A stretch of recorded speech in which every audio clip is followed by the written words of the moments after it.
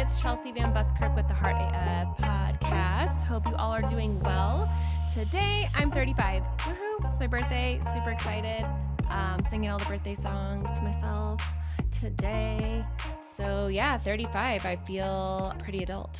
I feel like that is the age where you can officially be like, no, I'm definitely an adult. Like I am one of those adultier adults. Still, there are more adults than myself, but yeah, I feel like 35 is a good age. Makes me feel anyway that I'm legitimate. I feel like I always hang out with older groups. So I was always the youngest. And so I tended to think of myself as less than or feeling like I didn't get as much respect because I was younger. So 35 feels like it's a legit age where maybe more people will take me seriously because guess what? I'm an adult and I'm 35. So yeah, I actually was walking and talking with a friend who also turned 35 this year recently. And we were walking and talking and I'm like, holy shit, this means that I was 15 20 years ago. Wait, 20 years ago, I was 15. And that was the point where it really sunk in just how old 35 is. Relatively, 35 is young, right? In my head, when I think of turning 35, like I said, I was pretty excited about it. But putting that relation to it, knowing that I can remember a lot of things from when I was 15 and knowing that was 20 years ago makes it sound like that was a long time ago. Like when you think of a parameter of 20 years, that feels like a extremely long amount of time. Like that it was more traumatizing. When you think of getting older and you come to these realizations and maybe having some big feelings about getting older, like that was the moment where I had some big feelings where it was a realization of, wow, yeah, man, I am getting older, right? There has been a lot that has happened since I was 15, right? And another year, it's good. I mean, every year that you have a birthday, it's a great day because it's another year that you've been alive. It's another year that you've had life experiences. I know for myself, there's been lots of hard things I've gone through in my life, which I'm sure most people also have gone through many hardships along their life journey as well. And birthdays give you this chance to reflect a bit. And I think 35 is that age, like when you get to those 30, 35, 40, like those big years tend to be really good reflection points. I think the first big birthday is 18 and you're an adult, and then you have a nice jump in a couple years at your 21st birthday where you're finally able to legally drink alcohol. And then after that, your next birthday is 25. So you hit some big milestones as you get into adulthood. You got 18, 21, and then 25. You're like, oh shit, I'm a quarter of a century old now. This is a big deal. Like, I feel like that's the first age where you're like, wow, I'm actually not a teenager anymore. I'm actually an adult. And then you hit 30 and you're like, oh shit, I'm out of my 20s. I'm in that next bracket. Now I'm in my 30s. That's adulthood. And now here I am at 35. This is adulthood, right? Like each little milestone. And I'm sure when I hit 40, it's going to be like, oh shit, now it's really starting to feel like I'm getting old. No, just kidding. I have a lot of friends in their 40s and they're the same, right? Like I feel like there's a range of ages where you're all the same. And really, age is just a number, right? Like I feel like you're only as old as you feel. And honestly, a lot of times I still feel like a teenager and I also still act like one in certain moments. So anyway, what I thought was really cool is I happened to come across this note I wrote 5 years ago in 2017. So that was a big year for me. It was a big transitional year. There was a lot of things going on. I was kind of coming out of 2016 into 2017 trying to start a business for myself. I really had this ambitious goal of creating something that was mine. I was a Beachbody coach for a long time. If you guys are familiar with that company, still a great company. I'm still a part of it. But when I first started in 2012, I really went full on and did the whole coaching thing and grew a team and all this. And around 2016, I was having a lot of body image issues and I had done some bodybuilding competitions and I was coming out of that and realizing I had a lot of body dysmorphia. I had a binge eating disorder, and that wasn't really the space for me to be having a business. And as I was still healing my own food struggles, and at that time, I was really against this diet culture and a lot of different programs that had affected me and my body image and dieting issues and my binge eating. So I was trying to start a business that wasn't affiliated with any other business. I really didn't want to sell people products. I wanted to step away from that. I wanted to focus on just helping people, being real, sharing my struggles and sharing how I'm getting through my struggles, helping other people that might be having similar struggles. And I think that message and my ambitions still hold true to that core value or what my intentions are in creating something for myself. Over the years, my ways have evolved, and I actually got into real estate in 2017, and that spiraled into a whole other business. And here I am today. But what I thought was interesting is in 2017, I was in a business creation, I guess you could say workshop or like a course. And it was specifically made for moms who wanted to create a business for themselves. So it was awesome because it was specific to moms, women who had a passion for creating a business for themselves, but also had the responsibility of being a mom and how to navigate being a mom while creating a business simultaneously. And so it was really perfect for me and where I was at that time. Anyway, this note, one of the activities we did through this business group was the airport test, if I remember right. But essentially, it was where you want to be in 5 years, or what do you want to see in your life in 5 years? And so in 2017, I had written down that I wanted a business of my own that was for my creation. That was really the biggest piece for me, is that I wanted to have something that was my own, that came from me, something that I created, that I was passionate about, and I wanted to have a business in that. I also wrote that I was hoping to have a third baby who would be about 2 to 3 years old. Another thing I wrote down in that list was having a beach house in Hawaii, that we would be living in our dream home with mountain views. And then the last thing I wrote was having a good relationship with my husband. So it was really interesting that I just found that and I was like, holy shit, this was literally 5 years ago in 2017. And how crazy that all of these things have come true. I shit you not. Like, we have our baby and he's a boy and he's 3. So that came into fruition. I'm doing my business and it's taken me a lot of different twists and turns and, changing my mind and going different routes. But I finally am stepping into exactly what I want to do, which one is doing this podcast. It's writing my book, and it's not selling products or selling things. Like, that has not ever really been a desire of mine. I just have a desire to speak and share my stories and build relationships with people and help people in some way improve their lives, or help people in ways where they're struggling in their life to help improve their lives or inspire people. That's really my goal. It's not to sell anybody anything. And there's nothing wrong with selling people stuff. And don't get me wrong, I'm not against any sales business. I think those are great. And I'm a consumer. I get sold all the time. Like, I buy stuff. So nothing against that. Just for me, that has never been a goal of mine. I guess, once I get my book out there, obviously that's something I'm going to be selling. But yeah, I mean, it's just amazing that everything on this list has come to fruition. So in 2020, we bought the house that we're in now. And that was, this is crazy how this house came about, because at that time, we were at a crossroads where we were possibly thinking of relocating to Florida, which was going to be a big deal. And so I had written down in my notebook like this dream home that I had in my mind, and it was going to have enough bedrooms for all of our kids. I was going to have a space to have an office, and we would have a guest room. And the other things I wanted was to be near a park, and I wanted a hot tub, a pool, and a play set. And originally when I was writing this down, I'm thinking a Florida house with a pool in the backyard and everything. Anyway, I had written this down and we were talking about it. And then my husband saw this house that we're in now come up, and we went to go look at it. And I was like, oh my gosh, this house is perfect. It had all the rooms we wanted. The neighborhood was beautiful. It was walking distance to a playground park for the kids. It had a community pool that was walking distance just a few houses down. The house came with a hot tub and a play set. It had a huge yard. It was amazing. And looking back, I saw this note and I was like, holy shit, I literally said like our dream house with mountain views. So we don't really have direct mountain views, but in my bathroom window, I get a great shot. And in our backyard and in my husband's office, he's got a nice shot of the mountains. So it still does have a mountain view. Maybe not exactly what I was thinking when I wrote that. I mean, I don't know, but it just is so crazy to me that actually manifested and came true. And again, it knocked all those things that I had written on that note paper in 2020 before we bought this house, when we were making that decision whether or not we were relocating or staying in Colorado. It's like this house came up and it checked every single one of those boxes I had written down for myself about our dream home. And then the other thing I wrote about the Hawaii beach house.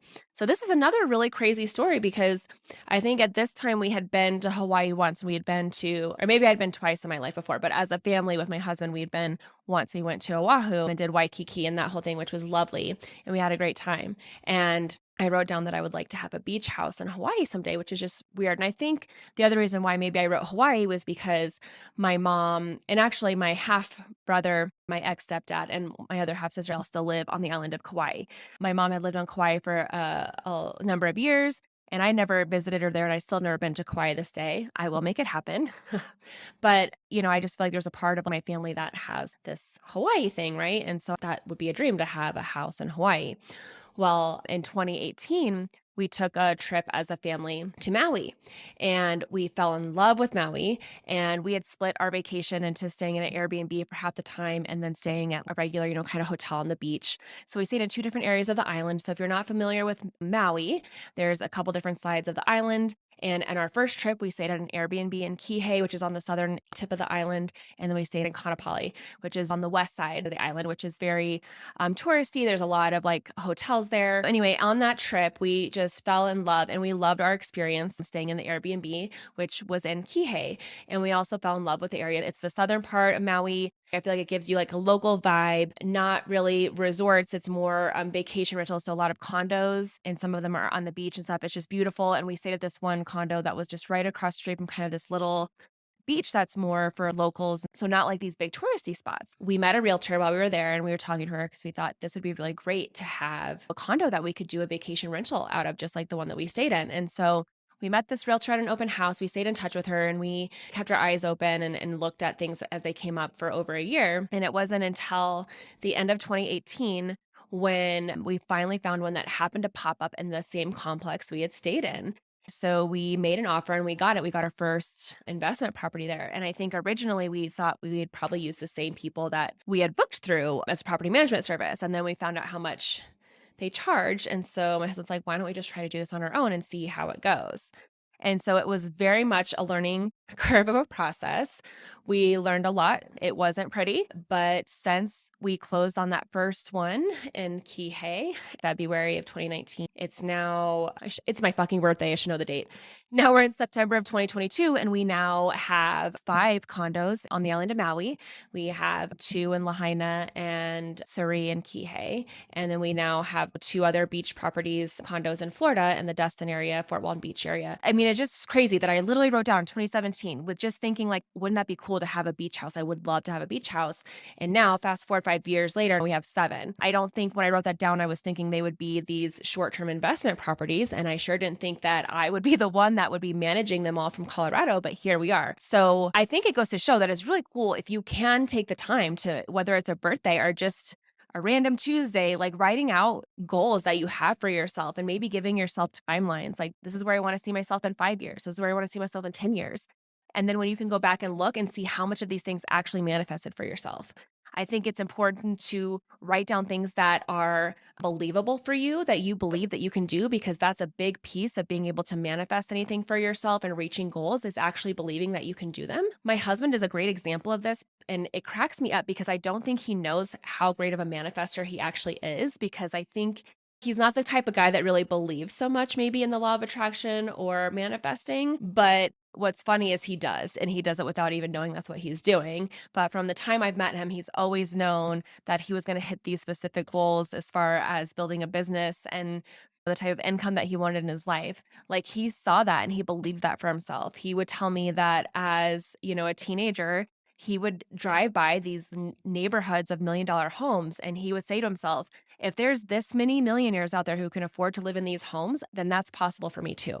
And I think that's how you have to look at your own life. Like, if you see other people having and doing and being the things that you want for yourself, then you need to use that as your permission slip that that's possible for you too. And then believing that it's possible for you too. And then writing this stuff down, creating vision boards, like all that stuff really works. It really does. Like, I have a vision board up here for me for this year, and things are happening. Like, I'm putting things in place. Like, it doesn't mean you just write it down and just hope for the best, right? Like, that's not how it works. But it's having that belief and then taking these actions. Again, with our vacation rentals, like, that was a total risk. Like, I talk to people all the time, especially when I was more working in real estate, like, people are scared to take that leap and to do investment properties. Like, it's scary for a lot of people. And I told them, it's scary for us too, but we took that risk. And now our rental income makes way more than what I was making as a real estate agent. And I'm working a fraction of the time. Like even self-managing it, I probably work maybe 10 to 15 hours a week on the rental management stuff. Like it's not bad.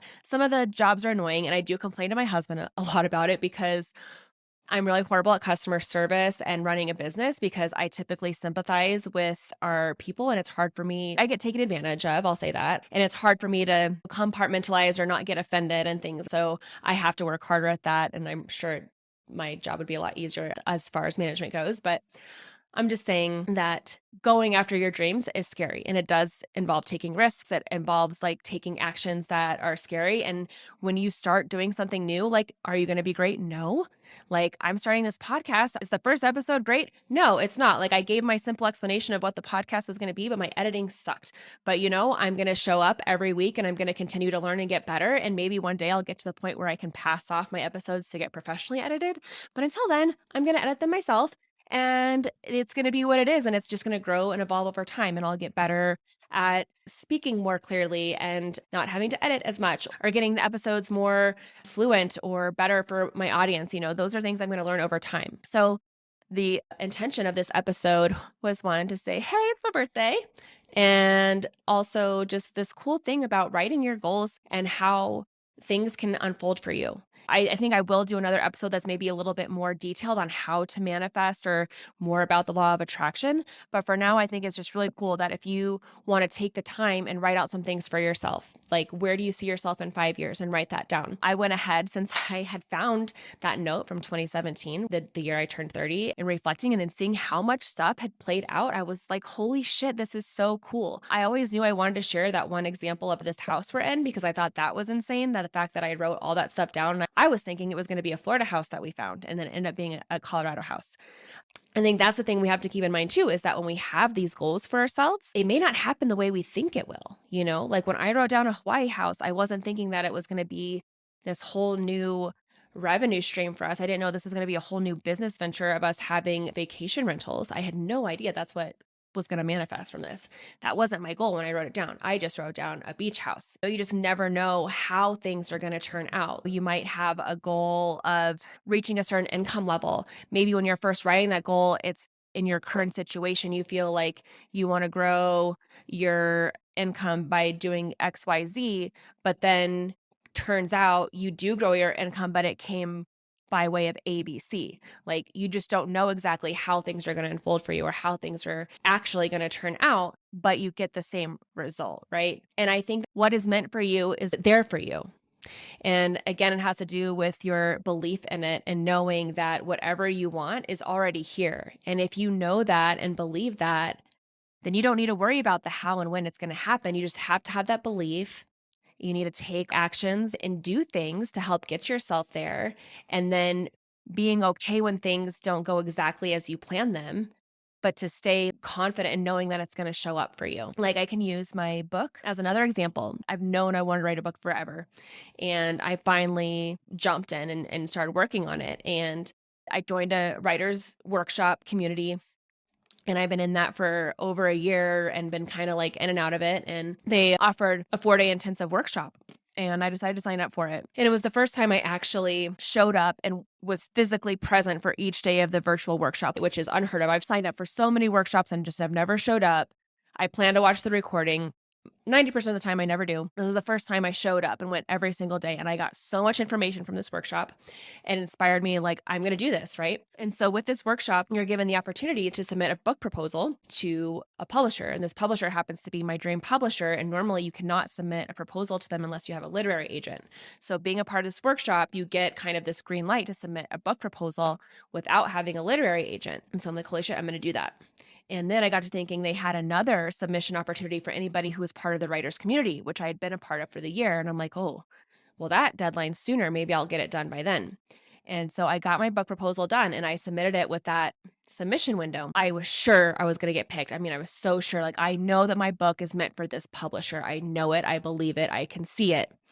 I did not get chosen in that book proposal submission. I was up against 200 other people that had submitted their proposal. So that's a lot. And I'm sure a lot of them were very good. Some of them are probably working on the proposals for years. I was working on mine for 6 weeks. So I decided That's okay. I'm going to refine my proposal and submit it on this other submission deadline that's happening here next month. And so that's my plan. It'll be just for people who attended the workshop. So it should be a smaller pool of people that submit, and we'll see what happens. And I'm confident that one way or the other, my book will be published. I know that for a fact. And I also know that one day I will be a published author through the publishing house I'm meant to be in. So my belief right now is that it's going to be with this specific publisher, but maybe in the future it's not. Maybe there's another publisher that's even better for my book. I don't know, but I do know that one day my book's going to be published, and I'm going to keep working on it. I'll see what happens with this submission, and then I'll, continue to finish my book and get it published one way or the other. Like, it's happening. And you guys can follow me along through this story and this ride and see how this goes. Like, it takes a long time to get a book out into the world. Right now I'm still working on the manuscript, working my way through it. And so, yeah, once I get that finished, we'll see what happens on the publishing side, and we'll see what happens with this proposal submission here in October. I'll find out what happens in December. So it's a 60-day waiting period, which is really fun way to exercise my patience on finding out the results of that submission. And if I don't get chosen, totally fine. I just know that it means there's something better that's coming, or whatever's meant to be is still there. I still believe and know that I'm going to be a published author no matter what. This book is getting published, and I'm going to keep working on my book, and I'm going to take each opportunity I have. And so I have this opportunity to submit this proposal to my ideal publisher, and I'm going to step back and let the universe handle the rest. And what's meant to be is meant to be. I'm confident in the end result happening the way it's meant to. I definitely felt some feelings when I didn't get picked, right? Like, that's real, but it was quick-lived. Like, I quickly got over it because I knew I had another opportunity, and I still had that faith in that, knowing that my book is going to be in the world. I know that it's needed. I know that I'm going to get it out there one way or the other. Anyway, if you guys don't know, all my podcast episodes are also video podcasts, and they are always uploaded to YouTube the same day that they come out on the podcasting services. So if you ever want to see my face and my expressions and my hand talking movements, you can see the videos on YouTube. So that's fun. I think you can just search my name and find me, Chelsea VanBuskirk, which is just like it sounds. People like to mess that up, but it's Van like the car, bus like the car, and Kirk like Captain Kirk, all one word, VanBuskirk. And you can also find me on my website, chelseavanbuskirk.com. There's a contact me form if you guys ever want to give me a shout, give me some questions you want me to talk about on an upcoming episode, give me feedback, or if you have any comments on any episode you've listened to, or you just want to say hi. You can also find me on social media on Facebook and Instagram at chelsea.vanbuskirk on those social media platforms. So do me a favor. Write out today, whenever you're listening to this, when you have a moment to grab a piece of paper, I want you to write out, what do you see for your life in 5 years? And hold on to that, put it in the notes section of your phone, put the date, 2022, I see myself in 5 years, blank, blank, blank, like put 5 things. You can even categorize it where you see yourself in your relationships, your career, and your spirituality, and your health, wellness, income, whatever. Put those little bullet points down where you see yourself in 5 years, and then see what happens in 5 years and see if you achieve those things. Keep that in the back of your mind. I just think it's so fucking trippy and really also fucking awesome that these things have happened. I think you guys are all awesome. Thank you. I'm so thankful. Every week I get new downloads. People are coming to the podcast. I think it's just so amazing. I just thank you so much for helping me grow this. Next week, we're doing the drawing for the $50 Amazon gift cards. If you haven't heard, you still have a chance to enter. You just got to DM me. Let me know if you've shared, subscribed, rated, or reviewed the podcast, followed it, whatever you've done. Like, let me know. I'm trying to grow it, and I appreciate you guys so much. So if you're helping me out with sharing something, I want to pay it forward and enter you in a drawing to win that $50 gift card. So next week's the Q&A episode. So I'm going to be going over some of the questions I received and just answering those. So if you have something that you are thinking of asking, please don't be afraid to, again, send me a DM on social media, hit me up on my website, submit me a question, and I'll get it on the show, and we'll dissect that question. I'll answer it to the best of my ability. And yeah, happy birthday to me. Happy birthday to all my other Virgos out there in the world. And yeah, this is 35. See you next week. Peace.